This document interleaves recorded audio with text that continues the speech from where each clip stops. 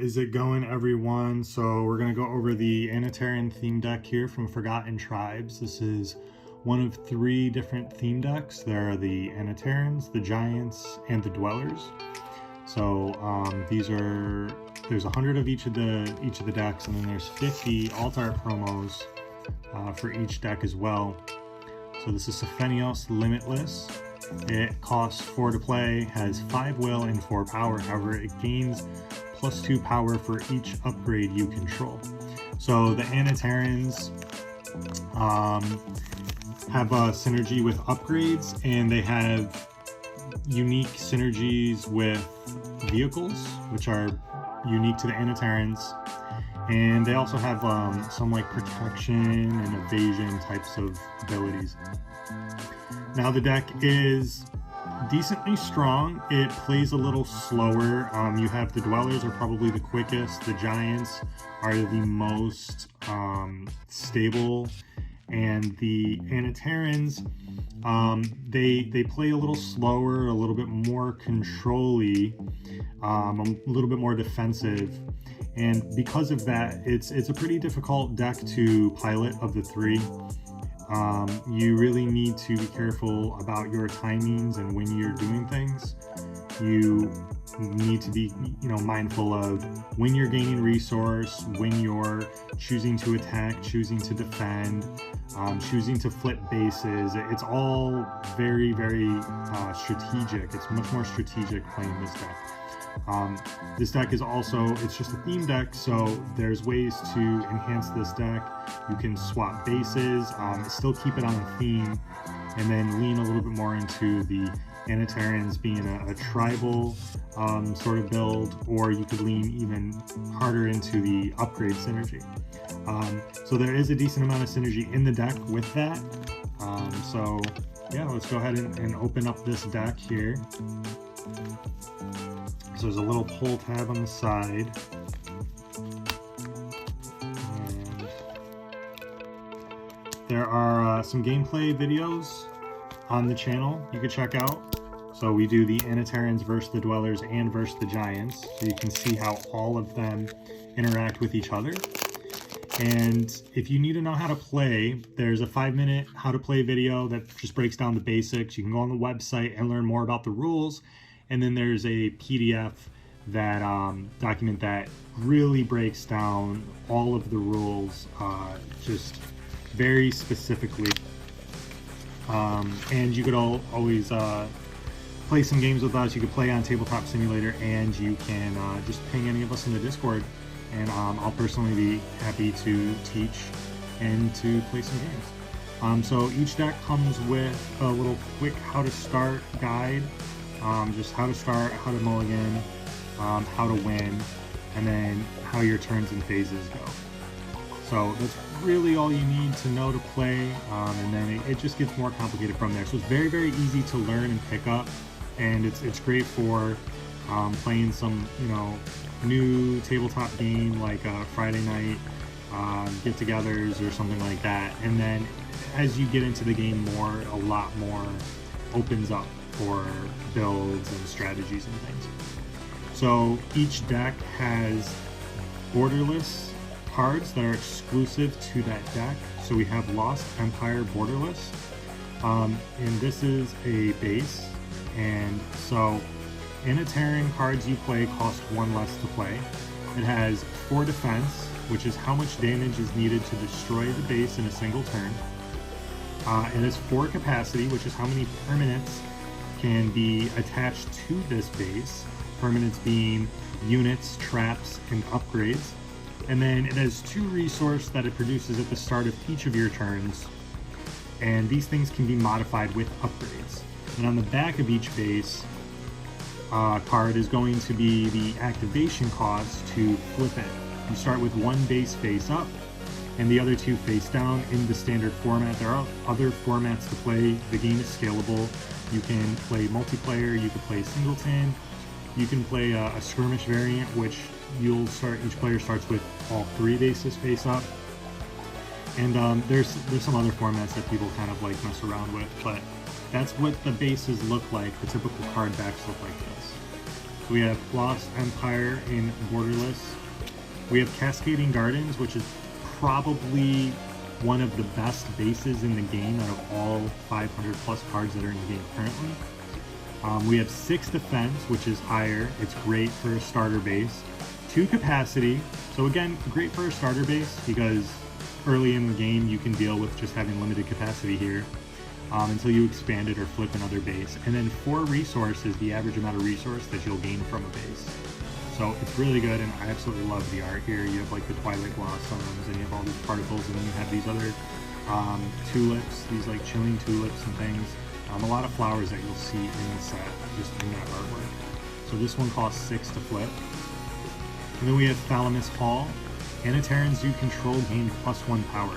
All Anoterans you control gain +1 power. And I just absolutely love the color scheme in this deck. Giants is the most favorable. Dwellers is the fastest and has a lot of unique synergies to it. The Anoterans, though, for me is the most visually appealing deck of the 3. So it has 3 defense, 3 capacity, and 4 resource. So really not bad. And this as well costs 6 to flip. We have Sephenios, Limitless, and I believe the cards are going to be a little out of order here, a little randomized in the deck. So this is the original version of Sephenios, which is also on the deck box. And so here is the alt art, textured foil art, alt art by Royan Arizal. And then again, Sephenios is an Anoteran, costs 4 to play, 5 will, 4 power, and gains +2 power for each upgrade you control. That's between all bases, not just the base it's stationed in. Ensnaring Tulips is a trap. All traps cost 2 to play face down, and then you attach it to a specific base. And when that specific base is being attacked, targeted, or destroyed, you then have a chance to activate a trap. And the activation cost is going to differ between traps. In this case, it costs 3, and not only for an uncommon, but pretty much among all traps, Ensnaring Tulips turns out to be very powerful. So you pay 3, rest all units target player controls, that is, you know, tapping them or rotating them or fatiguing them. The keyword in Legions would be rest. Rest all units target player controls. Prevent all battle damage that would be dealt this turn. So if they're swinging with half their units at a base, as a response, you're going to tap all of them out and prevent all damage dealt, which leaves them open for you to attack. And it's because of this card that the Anoterans, this is basically the win con in the Anoteron Theme Deck. So it'll just give you the perfect opportunity to swing with Sephenios or something bigger. Blossoming Field is a trap. It's a rare trap, so the rarity is on the bottom of the cards here. So this one was an uncommon. It has the silver diamond. Commons have a bronze circle, and then the rares have a gold star. Now the legendary rares will have a purple or magenta starburst or 10-pointed star on the bottom. But so this is a rare trap, Blossoming Field. You get to pay 0 and gain 5 resource. So you're netting 3 from playing this. There's a lot of ways to generate resource with the Anoterans. Abduction is the only card of its kind. It costs 4. It's an action. Actions can be played at any time during the game as long as you have priority. And then some actions have a subtype called Redeem. Now, in Legions of Will, your maximum hand size is 2. And whenever you have less than the maximum hand size, a state-based action occurs that forces you to draw a card if available. And now, if you have this card in your hand and you don't have a target to play it, instead of it being stuck in your hand, you could just pay the cost to discard it, which would then in turn allow you to draw another card. But Abduction is a really good card and is an uncommon. Gain control of target unit until end of turn, reset that unit. And so we have an Anoteran ship over here, Oreo 7, coming in and getting ready to abduct Naro, the giant. So we have, thematically, it's very fun to play this against the giant deck, and I've actually done this. You can check it out in the gameplay video. Where we play Abduction, steal a giant, and then use that giant to swing in on our opponent, and also helps give us an advantage or hopefully win the game at that point. Overcharged Beacon is one of the upgrades in the deck. It only costs 1, and here it can expand on the defense capacity or resource of it. It is a permanent, so it takes up 1 capacity. In this case, it doesn't pay for itself. So this strictly takes up 1 capacity, but it only costs 1, and its ability states that when this base is destroyed, destroy all units that attacked this turn. And when it's referring to this base, it's referring to the base that it's attached to or stationed in. But in the case of upgrades, the keyword would be attached to. So when this base is destroyed, destroy all units that attacked this turn. It's pretty powerful. We have Hylic Fury, which costs 1. It does have Redeem. It's an action, and you must remove the top 3 cards of your deck from the game, and target unit gains +3 power until end of turn. So not bad for a 1 cost. And again, it just helps give the Anoterons just a little bit more to kind of like push through, especially going up against the Giants, which are pretty big. Port Station is an upgrade that costs 3. It does increase the capacity by 3, so it nets you 2 capacity in the space, and it also helps you gain an additional 1 resource each turn. Vehicles you control gain -1 will as long as you control an Anoteron. And you see some of those vehicles up there. We're going to get to those very soon. Drowsing Trumpet was also seen on the Cascading Gardens base. This is a unit, it's a plant type unit, and it only costs 3 to play. It has 0 will and 1 power. And now will is, in Legions, you have to roll will to attack. That is determined by rolling a 12-sided die, and as long as the number is greater than or equal to the card's will, it can then attack. Now, if you don't hit for will, it doesn't tap or rest. So you do have to choose which base it's attacking and then roll, and then it's locked in as an attacker. This one can't attack though. Units dealt damage by this unit do not reset during their controller's next reset phase. So it's great as a blocker, and then, you know, now that unit stays tapped or rested. We have Arc of Imperios. It is a 3-cost upgrade. It adds +1 defense, +1 capacity, and +1 resource to the base it's in. Its ability allows you to pay X and then target unit, and X just represents any number. So you can pay 3, you can pay 5, you can pay 10. Pay any number of resource. Target unit stationed in the space gains that much power until end of turn. So this can be used as a defending ability or as an attacking ability, and this again is a rare upgrade. Lighthorn Coney, so in the Anoterons, they exist beneath the ocean, not in the ocean, but if you go to the ocean floor, you'll find, you know, perhaps like a cave or another density of water that if you can penetrate through that body of water within the bottom of the ocean, then you'll find yourself in the Anoteron world. And I'll be going over making some lore videos to really go in depth with the lore. But within their world, you have this blue hue. Their light source comes from the bioluminescence in the environment around them, and then it comes from the refracted light that is being, you know, permeated through the ocean, and it also comes from whatever artificial light sources that they produce with their energies.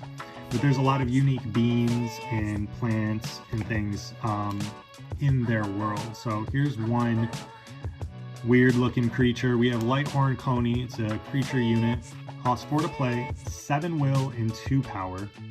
Anoterons you control gain -2 will. Non-Anoterons you control gain -1 will. So it's really 6/2, 6 will and 2 power. So yeah, pretty cool looking card there. That is a common, and we have a Beacon of Clarity upgrade. It's a rare. Now, all cards you're allowed to have up to 4 copies of a specific card in a deck, except for legendary cards and upgrades. And you'll know it's legendary because it'll be the super type of the card. It'll say legendary upgrade or legendary unit or legendary action. Those are restricted to 1 when it comes to deck building. But in this case, we have an upgrade. And in relevance to the legendary upgrade, because, well, you can only have one upgrade anyways, but if you copy an upgrade, there's also like a sort of legendary ruling, so you can't have more than one copy of it at all. It's a deck building restriction, and for permanents, it's also a sort of state-based action that would occur that prevents you from having multiples on there. So that's where the relevancy of a legendary upgrade will come into place. But so we have, this adds +0 defense, but it adds +1 capacity, which really just pays for itself, and then 1 more resource. You get to pay 3 and put a card from your hand on the bottom of your deck. So it kind of gives all cards you own redeem, and the redeem cost is 3. That's essentially what it does. And also it doesn't put it into your graveyard, which might be relevant in some cases, but if you're just trying to like filter through your deck, then this effect is actually pretty good. And I'd say this card is slightly underrated, but in competitive formats it might not be fast enough. But again, we play singleton multiplayer games, and this card does happen to be very useful in that case. So we have another Lighthorn Coney, and we have Magnetic Alloy. It costs 3. It pays for itself and does not modify any of the other base stats. Cards that cost less than 3 to play cost 3 to play instead. This is relevant up against the Dwellers if you're just playing the theme decks. The Dwellers are pretty low cost, and there are some cards that reduce the cost of cards, and so this would be very relevant just to kind of slow down aggro or aggressive decks, and you know, prevent your opponent from really popping off and just playing cards, drawing cards, and sort of that thing. Aurea 7 is one of 2 vehicles in the game currently. It costs 5. It is a vehicle type. It has 4 will and 7 power. So it's pretty strong. I mean, 7 power is pretty high and 4 will is pretty low. In order to play with the vehicle, it can't attack, block, or move unless an engineer you own is removed from the game, or the keyword now would be expelled, which is removed from the game. So this unit can attack, block, or move unless an engineer you own is removed from the game. You can pay 0 to activate its ability and remove target engineer you control from the game until this unit leaves the battlefield. So the engineers, and as we introduce more vehicles in the game, you'll see the engineer subtype appear more often, not just with Anoterons, and engineers are able to pilot vehicles. So there might be a card that grants the engineer subtype to another card, but engineers are needed to pilot vehicles. Vehicles can't be piloted unless they have an engineer.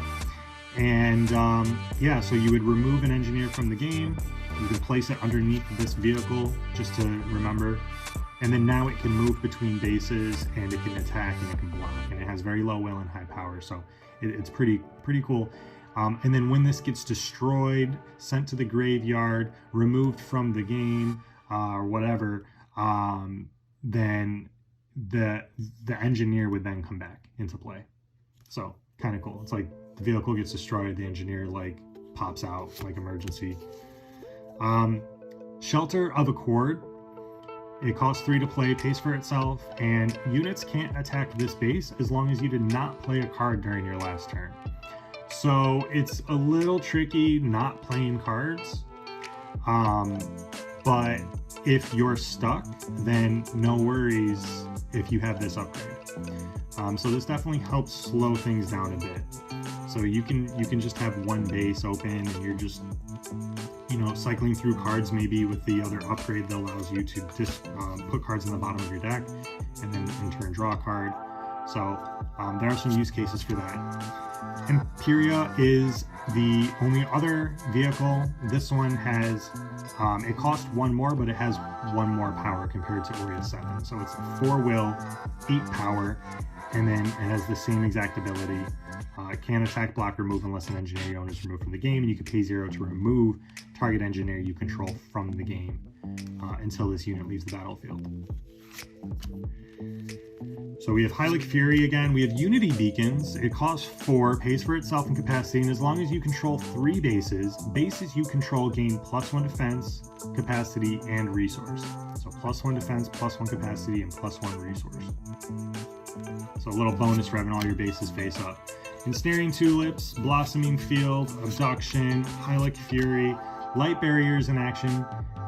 It costs 2 to play, and bases you control gain +2 defense until end of turn. That is an uncommon. Anoteron Pilot.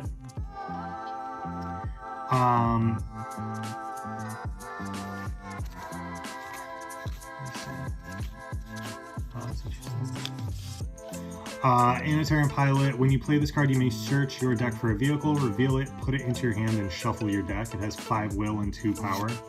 Athonia Gathered is a 3 to play, 5 will, 1 power, but at the end of your turn, you gain 2 resource as long as you control an upgrade. We have the Anoteron Pilot again, Drowsing Trumpet, Lighthorn Tony, Light Barrier, Aurea 7, Mercuria, Avril the Visionary.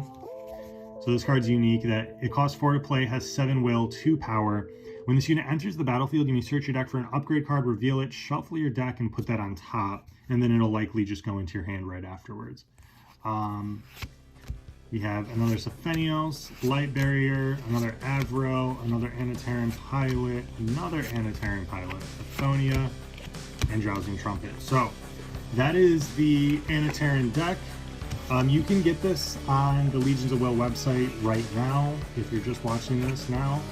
And yeah, if you want to play, you can play the game on Tabletop Simulator, and you could join the Discord and ask questions and whatnot, and participate in giveaways and all that fun stuff.